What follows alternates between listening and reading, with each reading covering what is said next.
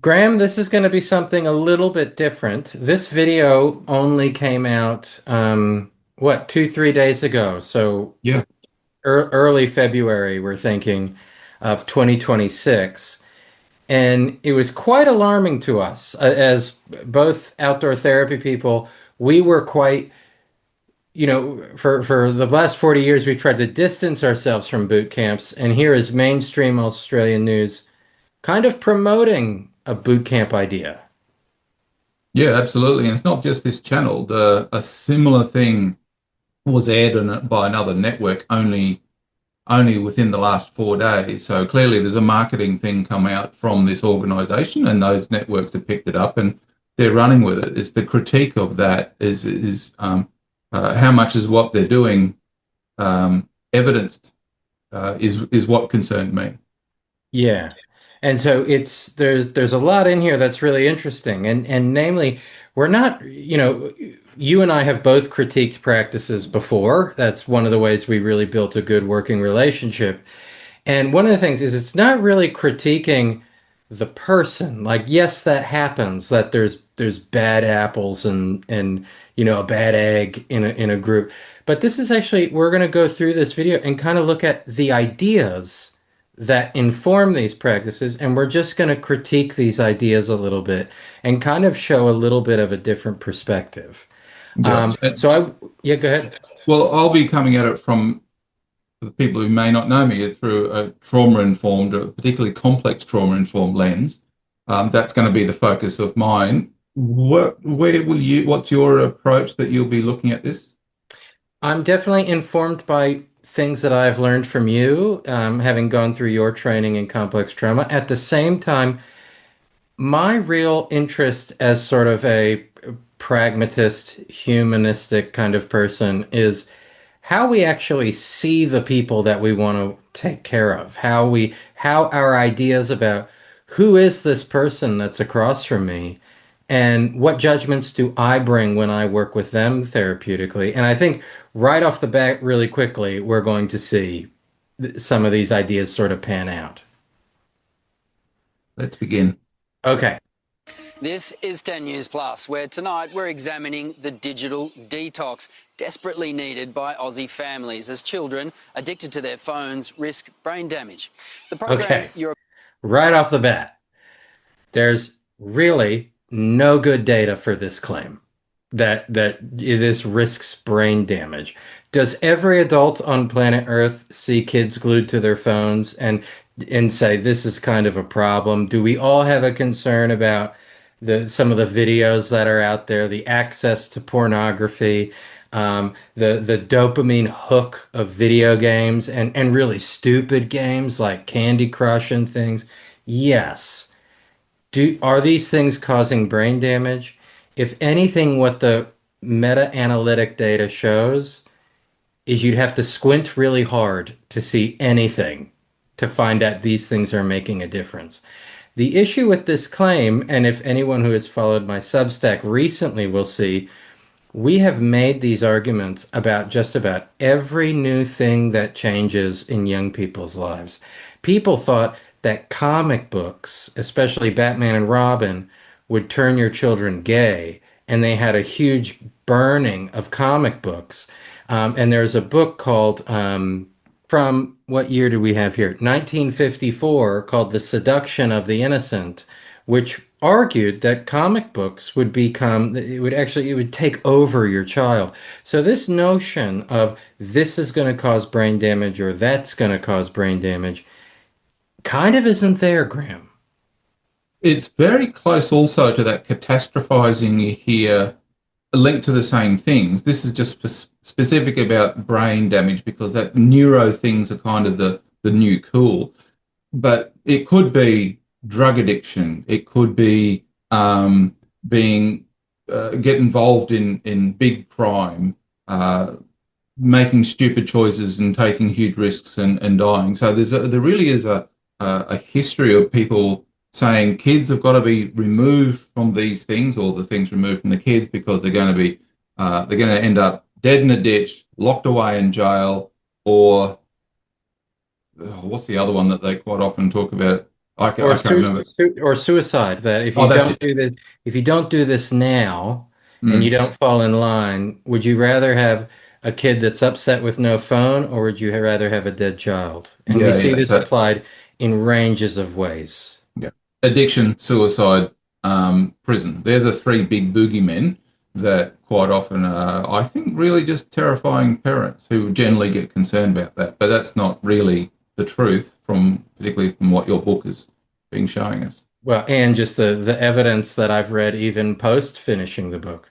So we'll keep going. Yeah, we're only Great. 10 seconds in. Good. Yes, I did. We did say I'd be quick. Okay, here we go. Brain damage. The program you're about to see could be a solution, but your kids will have to fall in line. Forward 54 platoon! Cheeks on your left shoulder!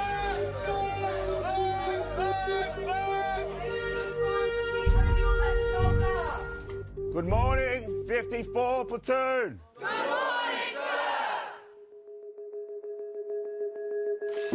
Hi, my name is Josh. I'm 12 years old. Hi, my name is Maya. I am 15 years old. My name is Santana. I am 14 years old. And I'm technology addicted to my phone, like doom scrolling. Not gonna lie, I do make her life really, really difficult. And it just makes me angrier and angrier. I just can't stop looking at the device and I just can't put it down. Step up! Okay, I wanted to pause it here because this is a great example when we see adult-inspired language put onto children. That we have a 12-year-old saying, I'm technologically addicted to my phone, doom scrolling.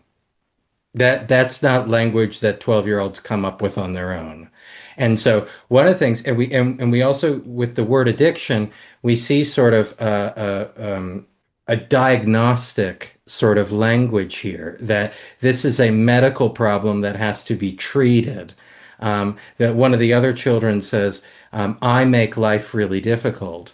Where the thing is, usually what you're addicted to makes your life really easy. You know, if you're anxious, doom scroll on your phone. Makes life fantastic. So we're looking at a behavior that usually is a solution to some sort of, psychological or emotional problem if we look at an addiction lens, but we're blaming the young person and the technology at the same time. Anything you want to add to that, Graham? No, no, it's all the things that you've just described. And the young fellow was trying to get his tongue around some pretty long words. I think he said, I am addicted to technology addiction or something. So he actually used the wrong word. He just hadn't heard it properly and couldn't get it out of his mouth. So it's clearly not his language. And that feels a bit like coaching and I mean, this is news, but like, again, this was put on mainstream television, but that's the coaching part of where do these adult ideas inspire and generalize the next generation of kids? All right, we'll keep going. Step up, move forward, and push through. Last week, these same kids, all 54 of them, were unrecognisable. Most glued to their devices, argumentative, uncontrollable. Okay, I just paused quickly for the word uncontrollable. There's not one child here that bought their own device. So, okay, we'll keep going. Remember this, courage is moving forward even when you're scared. But for 9 days, essentially... Just pause there. Well, I won't dwell on it right now, but just the words there were, courage is moving forward even when you were scared. As soon as I heard that, I thought, I don't really I'm not comfortable with that, but I'm going to nail it later on. Just wanted to introduce that this is the kind of thinking that is behind the practices. Yeah, great. 15 minutes to get dressed. Is that understood? A digital detox bootcamp on the New South Wales Central Coast. Running! Run by Aussie veterans. What are we? Strong, sir. This is 54 Platoon 3 section. It's been a rude awakening for them. 6 a.m. It's a chilly morning and they are straight into it. Raise. Heels up, heels up. 208. 3 sections, sir. We built this program off, a certain set of values being courage, resilience, respect, teamwork. So essentially what we did was we borrowed the army Stop again, Will. Yes. Yeah, so here is the grand idea of the program is about they built the program off a set of values. He then rolls off a set of whatever those values are. They're irrelevant to the young person. This is an adult or a group of adults who are deciding these are going to be your values. It's not helping the young person from discovering their values. These are going to be given to you, and you must adhere to our values because that will make us happy. It's not at this stage, that statement is nothing about the young person figuring themselves out and developing a good sense of themselves. It's not about that. It's about adopting a set of principles and values that other people want you to assume. And that doesn't build a healthy sense of self. That just builds compliance. Yeah, and we've critiqued this about wilderness therapy in the past, that many youth serving organizations view compliance as very important to the intervention. And our argument is it should be engaging, not forcing compliance. That engaging is, I'm going to see what's going to happen here and learn something and make meaning of it for myself in relationship with other people, not have the values imposed onto me. Mm. And when I was looking at like the values of trauma-informed practice, which come out of like 2001, Harrison Fallett wrote about this. And the values are, safety, choice, trustworthiness, collaboration, empowerment. But when I was reading that, I was looking, they're also referring in coming up with those 5, I think, principles rather than values. I think that's what they're called. Those 5 things are the opposite of coercive control, which I didn't realize until I was just looking at the article then. And one of the things about coercive control, not so much relevant now, but as we go through the next minute or two of this bit of footage, they're talking in Harrison Fallett are talking about reality being reconstructed to suit the abuser. So how much of this is the young person figuring stuff out, and how much is it about a bunch of people who are forcing them to adopt a whole range of behaviors, values, expectations, diagnoses, none of which the young person has generated. This is all imposed upon them. That's kind of a new reality. But as we go through the next couple of minutes, we're going to see that over and over and over. And I thought it worth letting people think about that as before we watch. Before I hit play, can you define, kind of give it a quick snip of what you mean by coercive control? Yeah, look, it's pretty common in the language, just everyday language now, because it's actually in the laws of most states that you can't, it's illegal to make people do what you want them to do all the time through tricking them, through fear of what will happen when I get home. Wait until your dad gets back. Or fear of what will happen when I find out what you've been doing, and never really knowing whether or not you're spending money on the right things, whether you're visiting the right people. You really can do nothing right because you're probably going to get in trouble for it. And so constantly living in this sense, this state of being threatened by the controller when they come back. So the coercive bit is the fear of retribution, basically. And you're obeying the person, the threat, even when they're not there, because the consequences of what will happen later are enormous. And so in the absence of the abuser, the abuse still continues because people are scared. That's my version of it. Yeah, that's great. We're ready to keep going? Yep. Condensed it down into 9 days, and we made it appropriate for kids. No tech, no sugar, no mirrors, no contact with the outside world. Just a giant outdoor playground and no saying no. Okay, Graham, go for gold. Look, no saying no, for goodness sake. I know this is probably the reporter's interpretation. He's trying to get some catchy things out there. So I understand that, but the thinking that what do we teach young people, particularly young girls? No means no. And this guy's giving us the opposite, was that there is no saying no. It's the opposite message that's been coming out of public health campaigns for decades. It's just not being understood that what we're potentially developing here is kids being taught that your no means nothing. And it was the no saying no comes after one really important word of that sentence, which is playground. And a playground is a place to play where kids figure out what no means with each other. And they figure out how to take risks and all the things that the values that they talk about are traditionally built by leaving kids alone and letting them sort themselves out. And especially, I've said this recently on a few interviews, if you really want to sort out kind of bullying on a playground, you just introduce older children. They will sort that out. So we have a movement to say detox kids from the phones, and I'm critical and weary of if this will work, but let's believe we live in a world where we think this is important. The way that we do that is getting back to a place of less adult interference and more time for kids to be outside with each other. So this notion of you can be outside on a playground, but I'm going to control what you're allowed to do, not allowed to do, and you're not allowed to say no, is kind of the exact opposite of this resilience building narrative that I hear related to the phones. Mm. And that's going to come up again very shortly with an exact example of that, Will. Okay, let's go. Plenty of sir, yes sir. You can generally see a child who's been addicted or spends a lot of time on tech or social media, their posture for one, the rounded shoulders leaning in. You see these sort of kind of a shell of a human. Okay.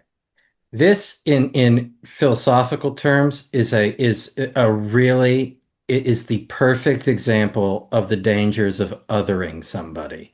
If we believe somebody else is a shell of a human, we are inherently dehumanizing them. And so that means they need us to fill them up with our knowledge, our values, as Graham has said. And this is a great way. We see this a lot. And Graham brought up three of the perfect examples. If we don't do this, they'll be in prison, or they'll take their own lives, or there'll be all these mental health issues. But you can only really believe that if you believe these people are shells of human, that they're empty. They're empty vessels that need this intervention, and it's because of a phone. So, and one of the things Graham and we've written about this in the past, that the stories that we tell ourselves about why we should take kids outside, I mean, from the 1960s, it was crime. We have to sort out youth crime. Then youth crime sort of disappeared in the 90s. It went way down, and everything became internalizing problems. So the intervention stayed the same. We take them outside so they can find themselves, they can believe in themselves, they can not be depressed. And now in 2020, from 2024, really, it's all about technology. So now the intervention bootcamp this is for you to talk about after we finish this video. Bootcamp has changed very little for the weapons have changed, but the notion of a number and push-ups and you will be ready at this time, and if you get in trouble you'll have to have some repetitive punishment over and over till it's sorted out, that has changed very little over the last century. So the training of soldiers has developed, yes, but using those same ideas for the treatment of children, the intervention doesn't change despite the story we tell ourselves about why we're doing this to kids changes. The treatment of them doesn't. And in terms of the shell and there's nothing in there, an empty vessel that must be filled with goodness.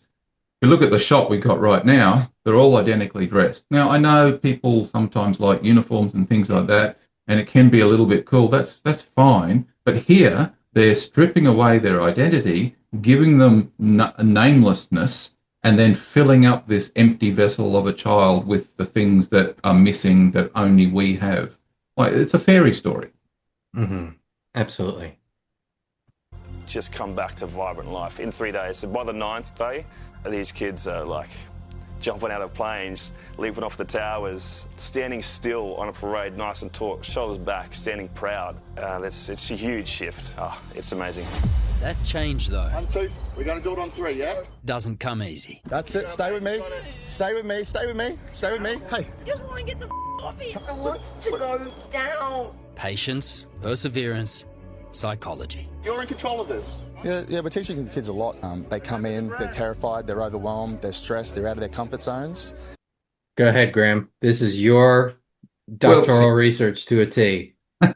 well, before I talk about the things that this gentleman is talking about here, we just saw the young fellow up in the sky very clearly saying, I want to come down. It was really clear. And the guys at the bottom aren't letting him down, but saying, it's your choice. It's, like the no means no is definitely is not happening here. This is there is no saying no, but he's telling him he's got choice. He doesn't have choice. His choice is to come down. So it's that changed reality. That is not the way the world works normally, and making that seem like it's a good thing that you can ask for stuff and people won't give it to you, but tell you that you've got control. It's just weird. Like that is bound to cause confusion in the mind of the young person who's clearly witnessing and feeling somebody doing the opposite of what they've been told. I find that extraordinary, but I sort of understand it as well because it comes out of that history of boot camps and this idea that we have to be scared of what kids are going to do. We have to fix them by adultifying them effectively, and any method we use to prevent them dying, being addicted, going to jail, is justified because they're not going to be dead, addicted, or in jail, at least while we've got them. So that story just doesn't really make sense if you think about it. We're seeing it lived out. This gentleman here is talking about some things, and possibly I should have stopped you before or let this bit play through. Well, But I think say it because I think we go back and watch that scene again because I want to point to something as well. So keep going. Sure. Okay, so the words that he's just used, I've written them down here. Where is he saying it? Terrified, overwhelmed, stressed. And he's telling us the kids come in, and that's what they do to them. They've created these situations where kids are going to be terrified. What sort of therapy introduces terror? Like, I just do not understand how we can justify that from a therapeutic lens, from a trauma-informed lens. Because if it's a trauma thing, the kids have already been terrified. Well, why would we do this again? Terrified, overwhelmed, and stressed. It's kind of the opposite of what we do in the Fallot and Harris era onwards. So the last 30 years has been about safety, choice, control, collaboration, all those sorts of things. And the first bit is safety. You're not going to get anywhere if you don't feel safe. But no, these guys are going to make them terrified. It's the opposite of all the things that we really should be doing.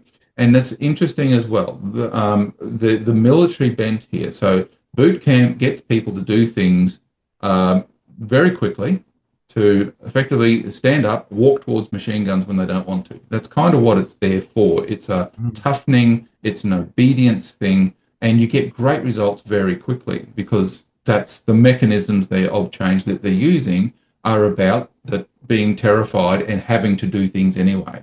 You know, feeling the fear and doing it anyway. Those sorts of ideas work well for boot camp. We're sending people to war. These kids are not going to war. We're supposed to be training them, preparing these empty vessels for going to society. We don't send soldiers who have been to war back to a boot camp in order to get back to life. So you can see why they think it works, because it works in one direction very well to prepare people for horrific things, but it's not what we in the military do to bring them back. And that seems to be lost here. And so we've justified now terror, overwhelm, and stress as therapy. It's quite strange. Mm-hmm. Well, let's go back and watch this scene again. And one thing I want to point out before we watch it, but let me find the spot I want to go back to. Okay, Hold on a second. It's a huge shift. Standing still on a parade, nice and taut, shoulders like jumping out of a plane. And you see these sort of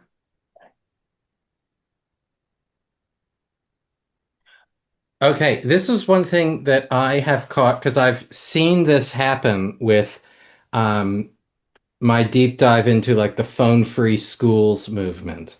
And I've seen this. I am guilty of this at the same time of saying all the young people that I'm sending home on the last day of my expeditions, they're all thrilled and they have straight backs, where it's this utopia bias, right?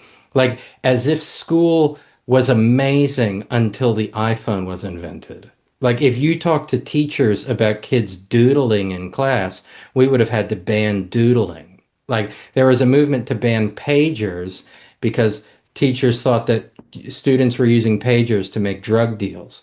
So one thing that happens is if the outcome is this far off extended utopia where everything is great, remove the phones, there will be no mental health concerns anymore.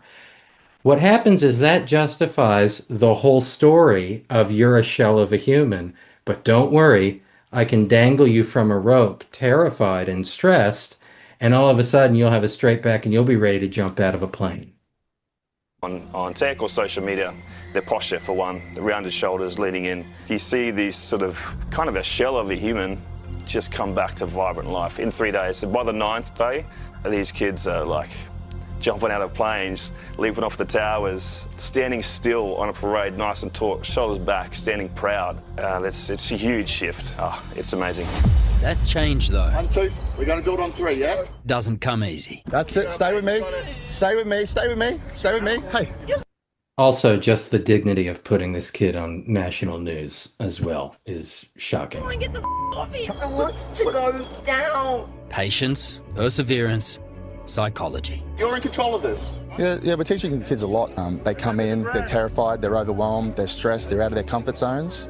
And we have an opportunity to work them through that and see the change throughout the program. Let's go, let's go. The program started 9 years ago. The first year, they turned out 100 kids. Now, every school holiday, they're fully booked. And 100 kids a year has become 560. 3, 2, 1, go! That was terrifying, sir. They do seem like big numbers, but when you think of the population in Australia, I would love to see more, to be honest. I would love to really just rub my hands around Australia and say, come with us. We've still got more capacity. We've got more mentors. We've got more uniforms. We're ready to go. Come on, Josh. You got this, Michael. Trust and teamwork taking over from tech. 3, 2, 1, go!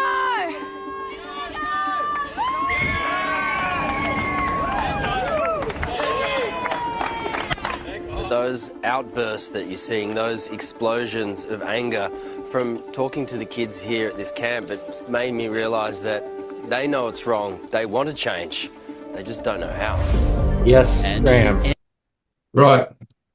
It's nice to see that they've gone right into the whole adventure activities thing, outdoor education, adventure therapy. They're stock standard. They're all over the countryside. Everyone uses them.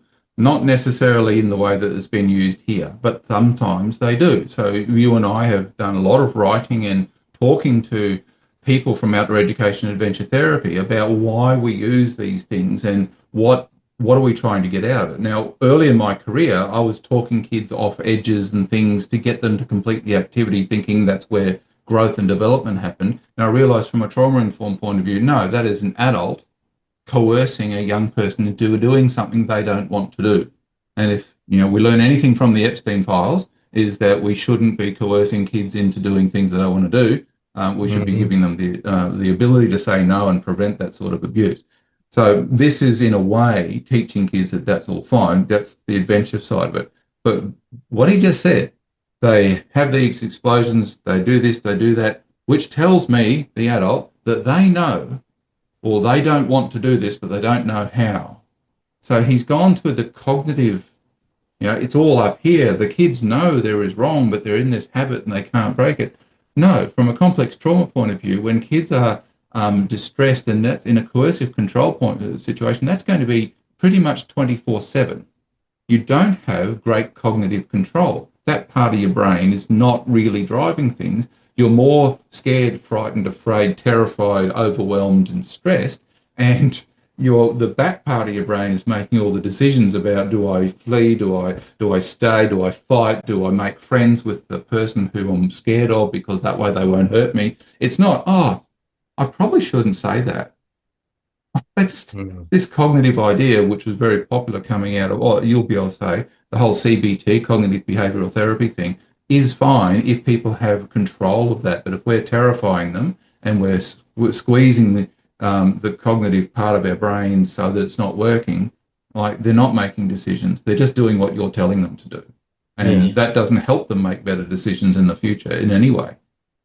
And there's something about, I've written about this previously with our friend Max in Spain and Nevin and a group of people, Unda as well, Lynette Nicol in Canada, John Healy, Daniel. We wrote an article that is under review about how this difference, and I think this is Simon Beam's research, the difference of broad adventure and narrow adventure. So if we want to use adventure for helping kids, a sense of mastery is gained from learning how to paddle a canoe.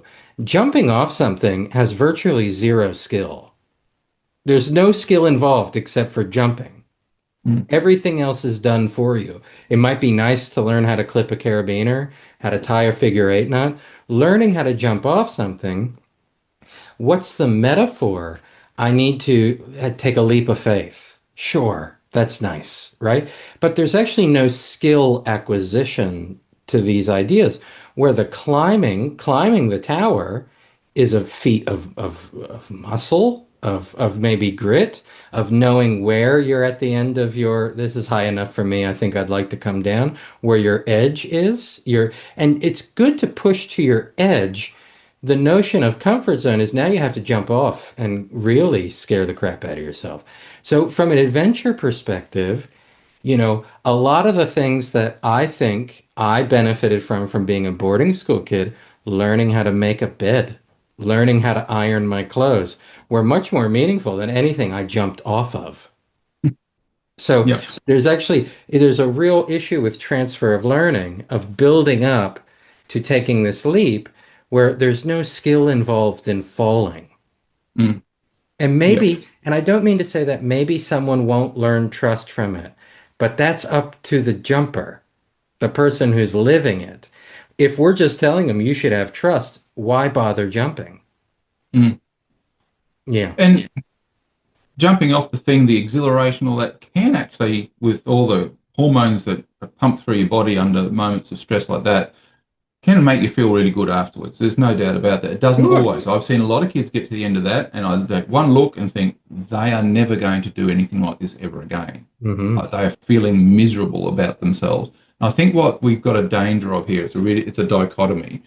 What I worry about is that they don't feel exhilaration and a sense of achievement. What they feel is, I said I didn't want to do this, and an adult made me do it anyway. That is what my life is going to be, doing what other people want me to do when I don't want to do it.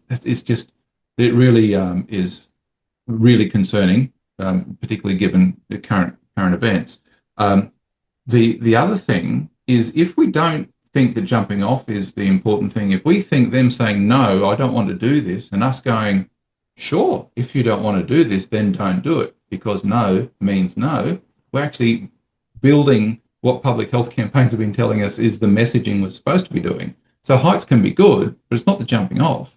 It's the maintenance of a person's dignity and sense of self when stressed, and their ability to, their knowledge that when I say no, I should expect adults to pay attention to that and look after me, instead of what I think we're teaching here potentially is that when I am threatened and I don't want to do something, I have to do it anyway.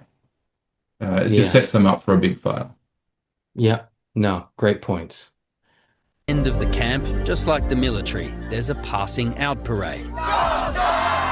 Then it's over to the parents to take these changes and make them stick. This moment in time where the parents stand up with the chairs and run towards the kids run to the parents and have this emotional embrace. It's love. It's exactly what the parents have been looking for. What are the conversations like that you have with them now? They're much more grounded. They've got much more self-confidence, self-worth. They're just calm. Happier household, happier mum? For sure. We're impacting one child, and that child could change the world. That's the way we see it. Again, this is just a really quick comment. Utopia, as if raising a teenager is ever easy. I know you've fostered a lot of them. It's hard work. Teenagers are hard work with phones or without phones. And that makes them wonderful, exciting, fantastic. They also push our buttons. Any final thoughts before we have a brief discussion about this, Graham? Just the last thing is when you stopped it there, he was saying the running together, and I'll be interested to know if you've seen this elsewhere, Will, the parents and kids running to each other. But we'll get there. I'm setting you up for that conversation. Thank you. But the other thing he said, it's just what the parents have been looking for. Right. Where's what the kids have been looking for? Where's their self-discovery? It's not on the page from what I can see, and I understand that because the parents are paying, they're the customers. The children are not. But in the end, we want the kids to be great individuals who know what makes them tick, know what makes them scared, and are confident to go out in the world and behave well and treat each other nicely. And that really hasn't come through here. It's been more about adults having their needs met by changing kids' behavior. Yeah. No, I've definitely seen the running together in my time in America and also in Australia, and things that I facilitated myself, which I think, to wrap up this video, this is where I think the sort of, as Ben and Carrie, my friends from the Very Bad Therapy podcast used to do, is to stop and do an empathy check here. Because obviously this was all publicly available information that we view quite differently than maybe the news does, or the people in the video. At the same time, I also know that I'm probably on the losing end of the battle against the social media bans. Our federal government managed to write legislation about this in 9 days. That's freaking unbelievable for anyone to do anything in 9 days in the name of the government. So, but at the same time, I really want to stress that you and I, and you as a ex-Army fellow, I don't know what you call yourself. Are you called a veteran? I believe so. I never went to war, ex-serving, yes. So you, as someone with the experience, myself as someone who has worked at places where I look back at the way I was trained, that the real critique here is really just about the ideas, where these ideas come from that lead to these practices. What this also doesn't mean is there hasn't been young people that have gone through this experience and thought this was life-changing and unbelievable. The risk, we think the harm, the potential for harm far outweighs the risk of the benefit, when you could remove the risk of harm by really just some simple changes. Do you think that I'm getting that right? Yeah, that's where I've landed after like 20 or 30 years of looking at this, is that maybe 9 out of 10 of those kids really, at the end of it, felt it was great. And if you asked them if they wanted to do it, maybe quite a lot of them would want to do it anyway. I mean, when I was a kid, I loved going on survival camps, and I joined the military. I thought all that stuff was great. But there could be some kids in there for which this is doing harm, and they have no way of identifying when that happens. And so I think the simple changes, and I gave the example on the top of the cliff or the high ropes thing, how you can change it from, no saying no to no means no. It's quite a simple change. Just rig everything the same. You run exactly the same activity, but what you're looking for a benefit is quite specific. And those kids who want to keep going will keep going. They'll still have a good time. Those kids who are terrified internally and may not be showing much of it externally they're able to stop with dignity and move back. It's an easy tweak that is quite fundamental in its difference. So we could have also gone through, there's a few things in there, these statements that I actually liked. I thought the evidence does support that. The purpose of you and I talking about it was to raise a red flag over the assumption that it's all good for all empty-shelled kids, whereas we know that for a percentage of these kids, it will be virtually catastrophic. And it doesn't have to be. Simple changes, simple mindset changes, and you can run exactly the same program and it'll be wonderful.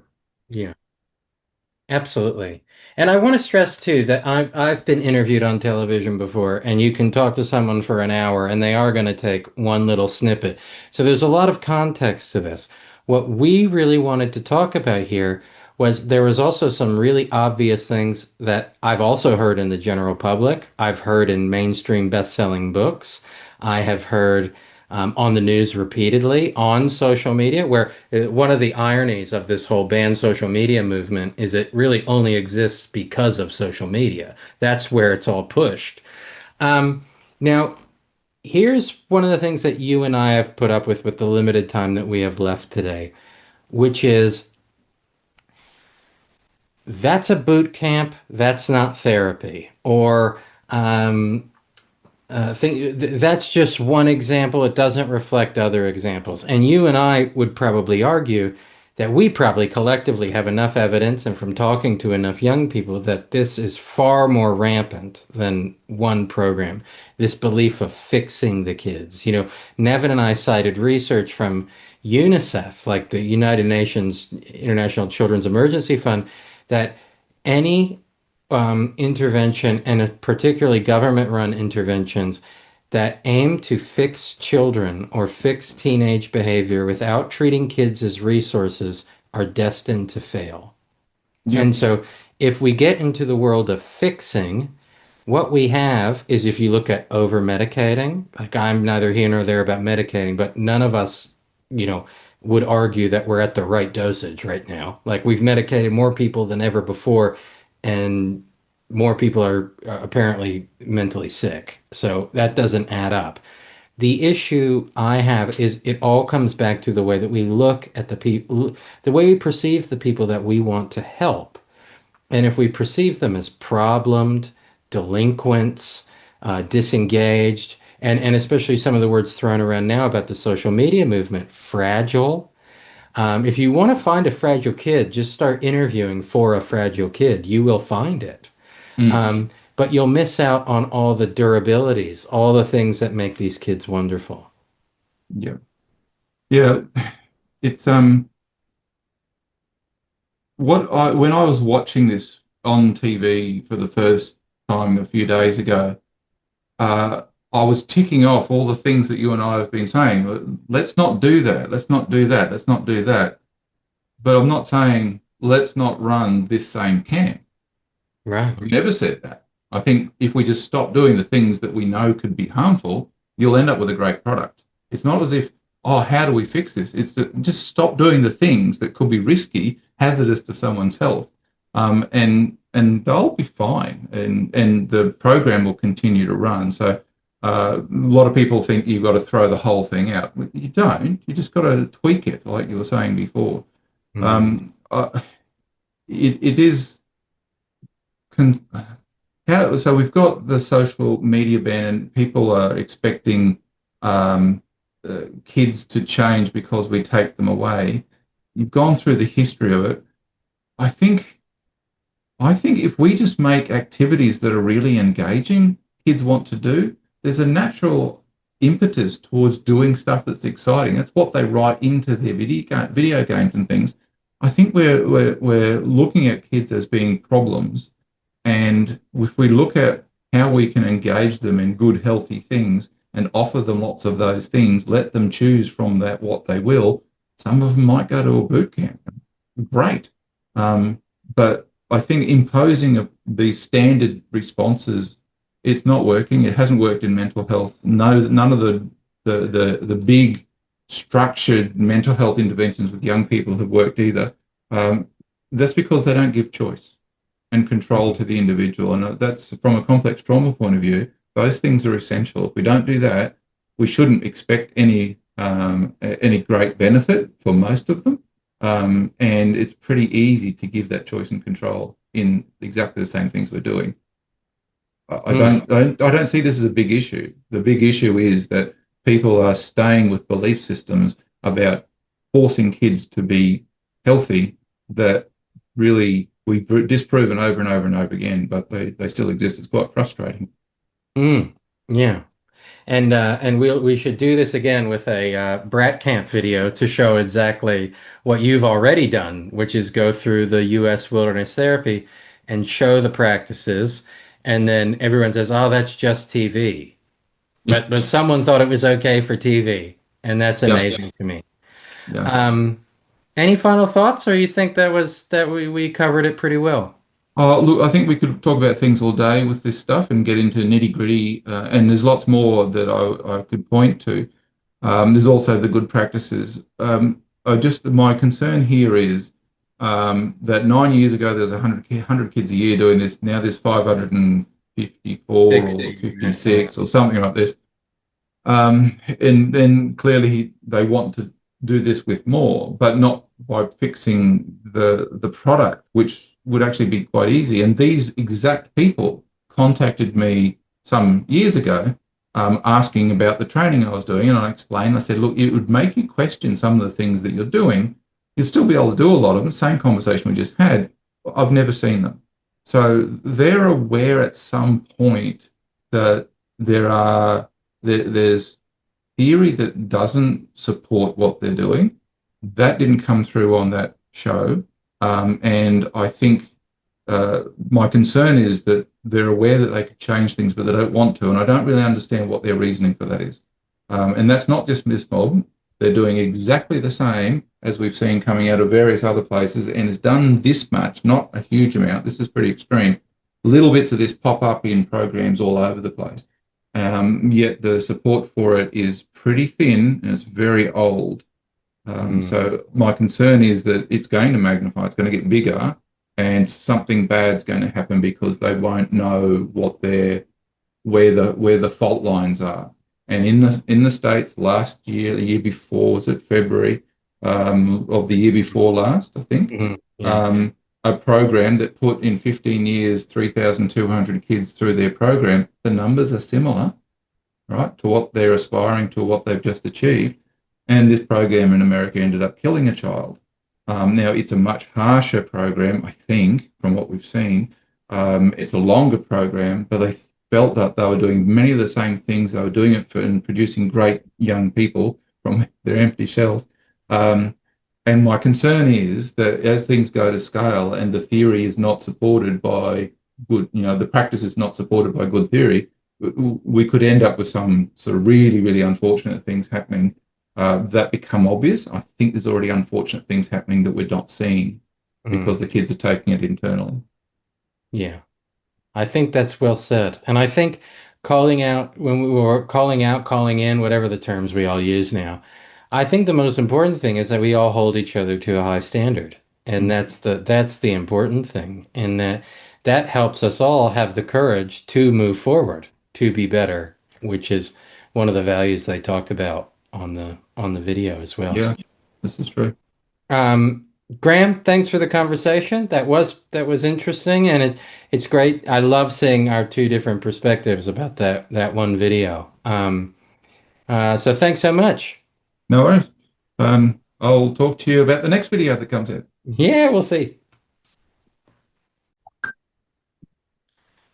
So right after we hit end on this, and I took my button down off because it's over 30 degrees. It's like 90 something here in Adelaide, and I don't have the air conditioning on, so I was sweating bullets. But we thought of one thing that we didn't add, which is we have a preprint available. You can download it from the notes where, Graham, do you want to just quickly talk about the process of how this came about and what people will notice when they read this document, this manuscript that we wrote, which is currently under peer review as well? Sure. So the particularly the coercive kind of approach to adventure therapy has leaned into a theory called cognitive dissonance, which is a bit like that young fella up the ropes. I want to come down. No, you're not. Well, what do I do with that? What's my reality? How do I understand the world if I think this is going to protect me, but now it doesn't? Somehow these have got to be resolved. The kid's got to make a decision about how the world works. And the concern here is that he's going to think, well, the world works the way the adults make it work, and I get no say in that. Who knows what they do with that in the future? From a trauma point of view, that may actually be such an unsolvable problem that the child up the thing can't escape at all, like literally being held there and there's nowhere to go. That in our mind we can sort of separate that off and push our awareness of reality into a different direction, and they can become fairly separated. It's just, the saying, in two minds about something, but from a harm point of view about being coerced and being totally unable to control things, we can end up dissociating, which a lot of people understand more now than they used to.